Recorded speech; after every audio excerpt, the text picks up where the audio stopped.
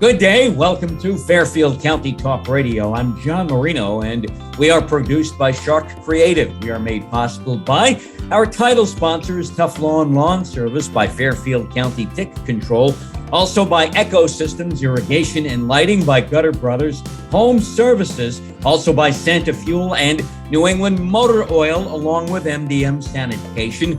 Good morning, Wilton Earthscapes Landscape Management and Development, by Apollo X Pest Control, Dagny's Real Estate, and the Wilton Chamber of Commerce. Here at Fairfield County Talk Radio, this is What's Happening in Fairfield County. Glad to have you with us. Greenwich First Selectman Fred Camillo. Fred Camillo, welcome back to Fairfield County Talk Radio. You were reelected to a second term as First Selectman in Greenwich back in November. What does it feel like going into term number 2, knowing that the voters approved what you did the first time around? How much leeway, carte blanche, does this give you to implement what you want to do? Thanks. Good to see you, John. It's funny you asked that. We had a really good victory in November, and it doesn't matter how much you win by. You really have to make your case on every single proposal. It's almost like you're new, and there's no real honeymoon period. So you just have to keep reminding yourself that the overwhelming majority of people like the direction of the town, but you're never going to get 100%. So you really got to keep working hard to address the issues and concerns of those who may have some questions about what your direction you're going on certain proposals or even the budget. So it's never you're never on easy street. That's for sure. What's the game plan now for term 2? To continue on doing what we're doing with the public-private partnerships. We have some great ideas and offers and conversations going with private entities to help us with some facilities here in town and some programs. We're looking at the blight committee that we promised to put in place and did, is working on cleaning up even more properties now. So we hope that the town looks a little bit even nicer than it does now. And it's a beautiful town as is, but we're going full speed ahead on that. And turning the corner on COVID and seeing all those silver linings that we talked about the last 2 years. Keeping a lot of them permanent, whether it's outdoor dining or allowing people to work from home a few days a week, measuring what they do now and keeping cars off the road, opening up some parking downtown, lots of things like that. The Zoom option for meetings, so that we have more transparency and more participation. A lot of those things we're looking to carry forward. Mm-hmm. Outdoor dining in some areas in the tri-state area, like New York City, for example, all of a sudden, some people come out and say, well, we got to get rid of the outdoor dining now. It's an eyesore. But this helped businesses and restaurants survive the last 2 years. For Greenwich, is outdoor dining also the way to go? Let's continue with this too. Yeah, we had talked about it pre-pandemic and knew that it would be a hard sell because it would have taken away some parking spaces. The pandemic made it an absolute necessity. That's why we get out there, one of the first towns to do it. But people fell in love with it. You walk down, you feel like you're in Europe. It's really nice, and people have taken to it. I've taken to it. If it's 80 degrees or 75 degrees, and who wouldn't want to sit outside and have in the beautiful sunshine rather than being stuck indoors? And it's a great option. And it's certainly added a lot of foot traffic down there. So we're and in other parts of town. So we're excited about keeping that going. Mm-hmm. Another issue that is big around the tri-state area, to-go alcohol, going into a bar, into a restaurant, ordering a beer, cocktail, etc., taking it out with you, taking it home, and hoping nobody imbibes along the way while driving home. Is this something that is in the future of Greenwich too? That's come up. I don't believe they're allowed to do that now, so we don't encourage that. We encourage people to go out to the bar and the restaurant and have a drink there, and to do so reasonably and sensibly and not overdo it. We encourage that. We just you want to make sure that people are being responsible. So we have local is in place, and I think they've worked so far. COVID numbers, they seem to be going down fast around the area. Omicron struck, seems to be almost gone at this point. How are those numbers trending within Greenwich itself? It mirrors everything else. It's exactly what we've been told for the last 2 years. Even 2 years ago, I remember watching one of the news shows where the CDC and other doctors were saying that this could be a 2-year effort. And they were right. And every time, they said something was going to happen, it pretty much did. And, the history of viruses show that with, as more and more variants come, it does get weaker, and then herd immunity is developed. And that's exactly what happened with Omicron. It ripped through the population, but it was not that potent. And so we saw that. So that's why we didn't get real nervous and start doing mandates like some places did, because we kind of knew it was going to go pretty quickly. We didn't want to hurt businesses. So we left it open to the businesses whether they wanted to have a mask mandate. We had one here for town buildings for liability reason, but we took that off last week. And the schools, as you probably saw, are which is totally separate and not within my jurisdiction. They're going to go to mass choice on March 1st. So yeah, we're in a good place. And if there's any other variants that come along, we know how to handle it. And now it's at the point you learn to live with it, but not in fear of it. Are you worried about future variants coming down the pike? No, because again, we know how to do this, and it's living with them. Just like flus and strains of the flu. Some people don't even get a flu shot every year. And some years I've gotten them, some years I haven't. I think that's where this is going to be. But also know your body. Know that how your immune system is. If you're compromised, then I think you got to be a little bit extra careful. And so that I think we've learned to exercise caution. And I think the overwhelming majority of people did. Yeah, you're going to have extremes on both sides of it, but and sometimes they tend to be the loudest. But the overwhelming majority, the numbers speak for themselves. They got vaccinated, and they certainly complied with the mask mandates, which I don't think are needed now. I really don't. I think we're in a good place, and I thought we were at that place even last year. You brought up masking, the ins and outs of masking, especially in schools. Did the state react quickly enough to dropping the mask mandate? The governor was the first, Governor Lamont, around the tri-state area to step up and say, no more masking. We'll get rid of masks at the end of February, beginning of March, where New Jersey put it into the second week of March. And then Governor Hochul in New York reacted, I guess, to try to trump both governors, Lamont and Murphy. Yet, did the state of Connecticut wait too late to react to finally step in and say no more masking as of this date? Or is it good to be extra cautious?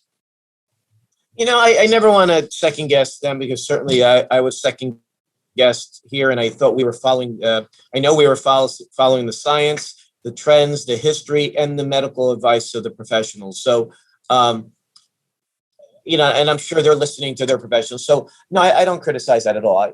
I'm even though if I may have come to a different opinion, maybe about the timing of it, but I certainly think Connecticut's numbers speak for themselves. They were pretty good. They were up there at the top when it came to this. So I salute the state. It seems like everybody in Connecticut worked together, maybe more so than in the other states around the tri-state area, to work to bring these numbers down and get life back to normal as soon as possible. So everybody, I think, statewide has to be given credit for that. Around the schools, are schools pretty much back to normal operation now? I think it depends. Yes, I do, but people. It'll be a little bit better in a few weeks. Next week, obviously, with the masks coming off, or the choice being an option. But people I think are excited. Plus, with warmer weather coming, it's all coming together at the right time. And again, if there's another variant, I would just caution people. You don't want to overreact. You want to be careful, but go on about your lives, and certainly go out there and enjoy our restaurants and our shops. And if you're concerned, you wear a mask. If you're not, this latest variant has shown that if you were vaccinated and you got it, you weren't going to the hospital. And if you were healthy and you got it, you still weren't that bad. But if you were compromised, yes, just like anything else, you're going to have a hard time with it. So, at some point you have to use common sense and you have to use your head when it comes to this stuff and know your body and your history. But other than that, I think, as you said, people work together. I think the overwhelming majority, you're always going to get people complaining and they're still complaining, but overall, the overwhelming majority were really good and work together, and they should be saluted. First Selectman of Greenwich, Fred Camillo, joins us here on Fairfield County Talk Radio. I'm John Marino. As we move out of the pandemic now, and hopefully life gets totally back to normal as soon as possible, some say that may never be possible. We adjust as best as we could, yet we want to move forward. Large upscale apartment building. There's a plan for downtown Greenwich for that. And this seems to be part of the plan for your second term to develop and move Greenwich forward as best as possible, as much as possible. And groundbreaking on a new development is a good way to do that. Normally, I totally agree. I don't agree with sticking too many units there and using 8-30G, which is a state law, to do so, because it's really a one-size-fits-all idea that doesn't work, and that's been proven not to work. And the downside is, with all the flooding that we've had, infrastructures are old in every town. So we're trying to upgrade it to keep up with what we have. But when you have mandates coming down that say you have to take out soil and put impervious surface there, or concrete, asphalt, you exacerbate an already bad situation, and there's water has no place to go. So we're coming at it from an environmental standpoint, also a local autonomy standpoint. We do really well here with affordable housing. We think we already have that 10%. And I don't like the 10% mandate, but it's a law, so we have to deal with it. But I think we get credit. We get credit for 5.3%. Having 5.3%, we believe we have a lot more, because the definition of what's included in 8-30G is very narrow. So they're not including units before 1990. So they're still affordable. So it doesn't make sense. So we went on the offensive and worked with our legislators to put in some bills at the legislature. Hopefully they'll get a public hearing. I will go up there and testify. But to answer your question, we try to marry our great past with a bright, bold future, but we also want to make sure we retain the charm of Greenwich. And we have 63,500 people, and you can't build 5,000 more new units, because that would really fundamentally change the town, and it would make it a little city, and that's really I think would be detrimental to the town and to its residents. You bring up an interesting point. Can development go too far in a town sometimes? For example, there's not much open space in Greenwich. So when somebody comes in and says, I'd like to develop this, I'd like to do this or that and expand, is there really room to expand anywhere somebody chooses? No, we have over 800 acres of open space, which is great, and that can never be developed. Those are, parkland and waterways. But you really, certain areas are already congested. In 1959, we had 59,000 people here. 53 years later, we only have 63,500. So that's 4,500 more. That's it in 53 years. Even with that, there's only 14,000 registered cars in 1969. Today, there's probably 70,000 or 60,000 registered cars, and you also have a few more people working here, bringing their cars here. So it feels like there's 400,000 people here, and there's not. You got to keep your eye on that, because if it takes me 25 minutes to get home from my office in town here, when it used to take me 10, that only gets worse. If you ever go through Darien, middle of the day, small little town, beautiful little town, but it's really congested in the middle there, and it takes a while. And we started to see that happening here, and certainly you want to keep an eye on that. Mm-hmm. You try to drive through West Putnam Avenue in the middle of the afternoon, and it's tough to get from one end to the other, or getting off the Connecticut Turnpike into town in Greenwich. That can be a real challenge, a real battle. Can there be any upgrades made in that area there with transportation to try to alleviate some of that congestion at least? Yeah, we're working on that. The problem is a lot of people they're wedded to their cars, right? And so they're they love the convenience of getting in and the freedom of getting in their car and going to the store. And, you've done that your whole life. All of a sudden, you're probably not going to start taking the bus or the train. But we still always tell people that we're pushing. We have a bike task force here and looking at ways to do a bike share program to get people to use our roads in a safe manner. And we're certainly promoting walking, and we're doing more sidewalks. I put $750,000 in for new sidewalks and new crosswalks in the budget. Hopefully that'll get passed, but it's in the BET's hands now, which is our finance board. But yeah, we're trying to as best we can, and we think we can make some headway there. But again, you have to face reality. A lot of people won't come out of their cars. Mm-hmm. How much of a role do electric vehicles play around Greenwich now? The future of electric vehicles around Greenwich. Yeah, good question. So we've heard that the car manufacturers have stated that by 2040, they will be producing all their fleets will be electric. So we want to start paying attention to that. So I put in the budget for our first 2 electric vehicles for our parking services department. So we're going to crawl before we walk, but we're going to see how that works out. And we put 2 EV charging stations last year at Town Hall. There's a local business that's going to put about 10 spots in off the Greenwich Avenue. And we're going to go there and have a little event to promote that. So little by little, it's something new. We have more, I think, electric vehicles than any other town in Connecticut, and we still don't have a lot. So we think that's going to change over the coming years. In fact, if they're true to their word, the car manufacturers, we're going to have to change. Greenwich First Selectman Fred Camillo here on Fairfield County Talk Radio. What's happening in Fairfield County? I'm John Marino. The federal EPA doles out more than $100 million to the Long Island Sound program. A lot of money. What can and should these funds be used on and for? Anything you can do to not only clean it up, but also promote and educate people on the aquatic life there and how important it is and what a great asset it is. I think that it's got to be kind of a balance, between actual uses and cleaning up of the waterway, but also educating people. Mm-hmm. Now, how closely does Greenwich and the other communities along the shore in southwestern Connecticut work with their neighbors, your neighbors in Westchester and places like Rye, Portchester, New Rochelle, Mamaroneck, Larchmont, or out on the island, Nassau County, the North Shore of Suffolk County? How closely do communities work together to preserve the Long Island Sound? Well, I got elected in 2019, and I started to meet with my colleagues in other towns, even in New York, and with Mayor Falenka. And then the pandemic hit.